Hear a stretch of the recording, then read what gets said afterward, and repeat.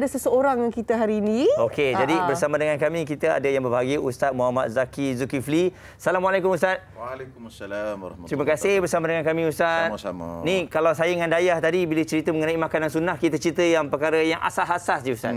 Kita tak masuk ke dalam apalagi kelebihan-kelebihan yang ada. Sebab itulah Ustaz bersama dengan kita pada hari ini. Jadi Ustaz mungkin secara keseluruhannya makanan sunnah ni Ustaz, mungkin ada yang tak nampak, mungkin ada yang tak perasan, terlepas pandang dan sebagainya. Apa yang boleh Ustaz kongsikan mengenai kebaikan, kelebihan makanan sunnah? Bismillahirrahmanirrahim. Alhamdulillahirabbil alamin wassalatu wassalamu ala rasulil amin wa ala alihi washabihi ajmain. Jadi makanan sunnah ni sebenar-benarnya lah yang menepati dia punya asasnya ialah halalan thayyibah. Itu yang pertama sekali. Jadi apa-apa saja yang halal dan yang bersih itu dipanggil makanan yang menepati kaedah ataupun yang orang panggil sunnah lah yang diajar oleh Nabi SAW. Kemudian daripada banyak jenis makanan yang halal dan thayyibah itu adalah jenis-jenis makanan yang mana dimakan oleh Nabi SAW. Jadi kita memang yakin dan percayalah apa yang dibuat oleh Nabi ini semestinya benda yang terbaik. Betul. Sebab Nabi dia tak buat benda-benda yang kurang baik atau sebagainya. Jadi Allah Ta'ala pilih untuk Nabi buat benda-benda yang hebat. Jadi dalam konteks makanan Nabi SAW, kalau kita perhatikan banyak macam kita lihat tadi. Antaranya ialah kita katakan kurma. Nah, itu contoh yang paling macam disebutkan tadi. Makna kurma ni memang pertama sekali kita di bulan Ramadan ni. Jadi memang kita kurma ni antara makanan yang kerap dimakan oleh Nabi SAW. Lagi pula kalau buka puasa ni memang kita digalakkan untuk berbuka puasa dengan kurma. Cuma kita orang Malaysia ni panggil kurma semua.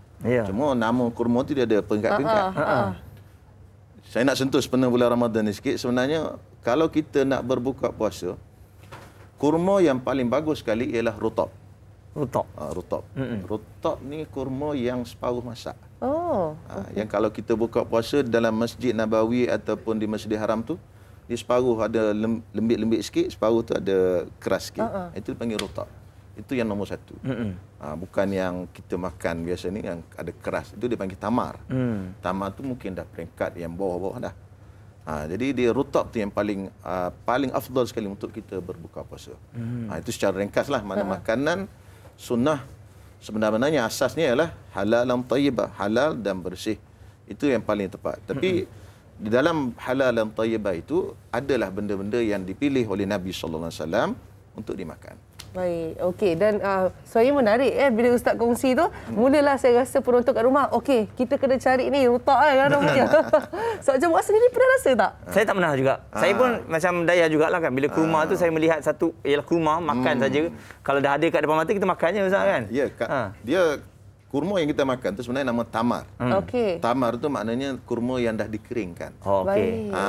Jadi dia peringkat susunan untuk buka puasa tu mungkin dah ke bawah. Tapi yang nombor satu sekali dia rutab. Khasiat dia pun pastinya berbeza Ustaz. Berbeza kerana dia kurma segar lagi. Dia belum dikeringkan. Maknanya macam buah fresh lah kita makan. Itu yang paling bagus untuk kesihatan kita. Ya, dalam cerita tentang kesihatan mungkin Ustaz boleh kongsikan sikit kan macam mana kita boleh kongsi dengan penonton yang makanan sunnah ni boleh bantu kita sihatkan tubuh badan. Ya. Jadi antara makanan kerana masa kita terhad hari ni, antara makanan yang Nabi puji dan Nabi ambil ialah cuka. Okey. Cuka. Jadi satu hari Nabi SAW pernah bersabda, "Ni'mal idamu al-khal." Sebaik-baik idam. Idam ni pencicah lah. Kalau kita makan roti, kita cicah. Itu dalam bahasa Arab dia panggil idam. Ialah al-khal, cuka. Jadi tak dapat dipastikan lah cuka apa. Secara asasnya Nabi sebut cuka. Sama ada cuka apple ke, cuka kurma ke, cuka anggur ke. Tak dipastikan lah.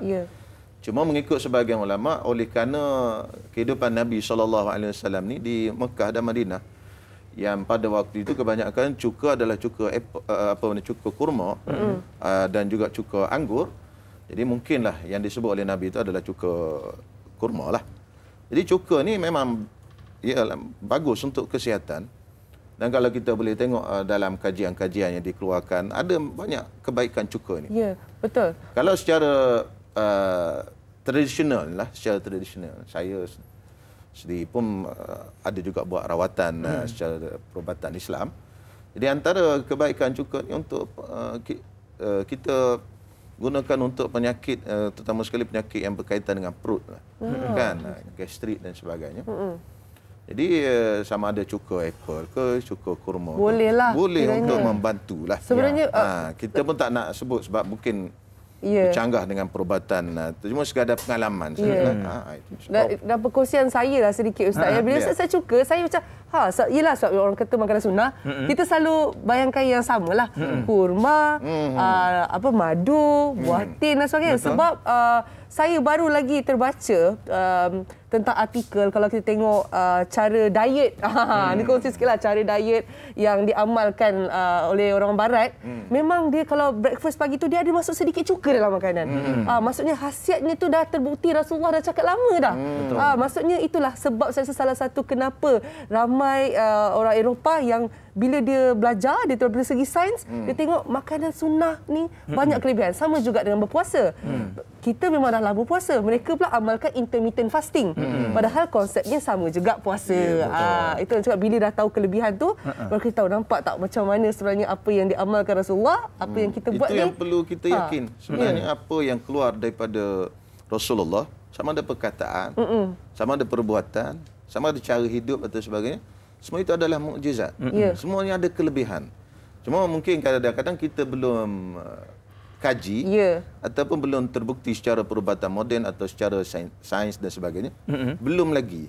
Tapi pada asasnya apa yang dibawa oleh Rasulullah itulah yang terbaik. Terbaik, betul. Baik Ustaz, selain itu juga kalau kita nak ambil makanan sunnah ni, ada ke waktu-waktu yang bagus, waktu-waktu yang bersesuaian untuk kita ambil Ustaz? Untuk khasiat itu terus dapat kepada kita 100% Ustaz. Sebenarnya walaupun makanan itu makanan sunnah, tapi kadang-kadang ada juga time ataupun ketika-ketikanya makanan itu tidak sesuai diambil. Saya pun pernah teringat satu ketika ada seorang sahabat Nabi, cuma tak ingat nama tu. Saya baca dalam kitab Bahrul Mazi. Dia sakit mata. Jadi Nabi SAW melarang untuk mengambil kurma, tamar. Sebab mungkin pada waktu itu tamar ni dia agak panas. Sebab tamar ni mungkin panas, dan bila sakit mata kita ambil tamar mungkin akan menyebabkan mata itu lagi bertambah sakit. Jadi maknanya makanan sunnah, walaupun dia makanan sunnah, dia kena tengok jugalah dengan kesesuaian badan dan pada waktu dan ketika yang sesuai. Macam contoh habbatus sauda. Habbatus sauda memang bagus. Disebut oleh Nabi SAW seperti yang kita tengok tadi, alaikum bil habbatus sauda, alaikum bil habbatis sauda fa innahu shifaa'un min kulli da'. Hendaklah kamu kekal di atas habbatus sauda kerana dia penyembuh bagi semua penyakit, melainkan penyakit mati. Jadi tapi ada juga mungkin ketika-ketikanya tak sesuai kita makan habbatus sauda, mungkin ada waktu-waktunya. Kadang-kadang ini secara pengalaman saja, bukannya kata terbukti dengan saintifik. Mungkin pada waktu orang tu darah tinggi, mungkin tak sesuai untuk mengambil habbatus sauda dengan kadar yang tinggi, kerana mungkin dia akan menaikkan kadar darah. Tapi apa-apa pun saya cadangkan untuk dapatkan nasihat daripada doktor lah, yang terbaik untuk kita makan makanan ini. Kadang-kadang ada sesuai pada waktu ini, tak sesuai pada waktu ini. Tapi secara kesimpulannya maknanya makanan sunnah ni dia tidak adalah waktu yang khusus, pagi ke petang ke atau sebagainya, boleh kita ambil. Cuma siang hari bulan Ramadan tak boleh ambil lah. Jangan terlupa part yang tu lah pula kan. Dia kata orang ni boleh makan siang ni sebab makanan sunnah. Tak boleh. Tu. Jangan macam tu. Dan juga saya, Ustaz, dia menarik kan. Kita akan mula bangkitkan tentang makanan sunnah ni terutamanya bulan Ramadan. So Ustaz, sebenarnya boleh je waktu raya pun kita teruskan je. Ada orang buat tiap-tiap hari. Kan. Ustaz dia tahu itu yang terbaik. Semoga kita pun macam tu jugalah Muaz. Betul. Kan? Ya, sebab kalau kita tengok mungkin juga Ustaz, bagaimana pula kalau makanan sunnah ni dievolusi. Sebab ada orang, yelah kita nak makan kurma, ada orang dia tak minat kurma, dah cuba makan tapi tak boleh. Tapi bila dievolusi, letak kek lah, letak susu lah, jadi boleh. Jadi kuih Ustaz semua dia. Semua jadi boleh Ustaz. Jadi pada saya secara asasnya tak ada masalah. Sebab Kadang-kadang kita nak benda itu, bentuk evolusi itu tak ada masalah. Macam kalau kita lihat sekarang ni kan, antara evolusi Habbatus Sauda, dia buat dalam bentuk kapsul. Saya pernah nampak. Banyak yang dibuat, kawan saya pun ada yang buat. Dan banyak di pasaran bentuk kapsul. Mungkin kalau nak ambil jintan hitam secara sebiji-sebiji, nak kunyah-kunyah, tak lalu kan? Kata-kata, tengok pun dah tak larat, kata dia. Ataupun dengan minyak yang bersudu macam tu, masuk tak tertelan kan, tak mahu. Jadi evolusi dia buat kapsul dan itu masuk terus telan. Jadi saya ingat tak ada masalah benda itu untuk memudahkan untuk kita mengambil makanan-makanan secara macam ni, khususnya untuk anak-anak kita. Ya, betul. Jadi contohnya madu kan. Madu kalau dibagi dengan sudu, rasanya anak-anak kita yang umur 10, 11 tu dia tak mau. Betul. Dia tak nak, dia kata. Tapi kalau buat stick macam tu, elok je dia kunyah-kunyah macam aiskrim. Dia rasa macam jelly ke macam tu lah. Jadi evolusi macam ni saya rasa tak ada masalah. Sebab yang penting asal makanan itu makanan yang berkhasiat dan daripada petunjuk nabawi lah, insya-Allah. Okey, macam Ustaz ni mungkin ada apa-apa makanan sunnah yang favourite Ustaz? Saya favourite saya buah tin dengan kurma lah. Itu saya suka. Jadi memang sepanjang masa lah boleh kata ada di rumah saya itu kurma. Pertama sekali bulan Ramadan ni banyak orang bagi kurma. Kalau pergi ceramah je antara hadiah yang orang bagi bulan Ramadan ni, itulah kurma. Dan khasiat kurma ni juga antaranya kalau kita simpan kurma di rumah ni, dia menjadikan rumah itu barakah. Menjadikan rumah itu barakah dan ahli keluarga itu tidak akan kelaparan. Jadi apa maksud ahli keluarga itu tak kelaparan? Ya betul lah kalau kita fikir kan. Kalau dah lapar ada kurma. Boleh makan terus dan dia snack yang cukup berkhasiat dan kenyang. Dan kenyang. Kawan-kawan saya kongsi, kawan saya ada yang pergi memancing tengah laut dan sebagainya. Kan mancing kat tengah laut ni nak masak bukan boleh masak pagi, tengah hari, petang. Kadang-kadang masak sekali sehari je. Nak order Grab food pun tak sampai kat tengah laut tu. Jadi antara benda yang dia bawa ke tengah laut itu, dia kata dia bawa kurma. Snack yang paling mudah lah dibawa. Ya, betul. Dan dia pun ada masalah gastrik. Jadi bila makan kurma, tak ada masalah. Alhamdulillah. Okey. Baik. Untuk kaki pancing lah boleh. Baik Ustaz, mungkin ada Facebook ataupun Instagram Ustaz, mungkin kita nak bertanya kepada Ustaz ataupun nak lihat aktiviti Ustaz ni dengan ceritanya sepanjang bulan Ramadan ni busy ni, sibuk ni. Kongsi ke Ustaz? Busy sikit lah. Jadi kalau ada nak melihat kepada Facebook saya dan sebagainya, adalah saya punya Facebook Muhammad Zaki bin Zulkifli. Baik. Boleh tengok di Facebook saya lah, insya-Allah. Okay. Jadi kalau ada pertanyaan apa semua mungkin boleh DM di Messenger atau sebagainya, insya-Allah.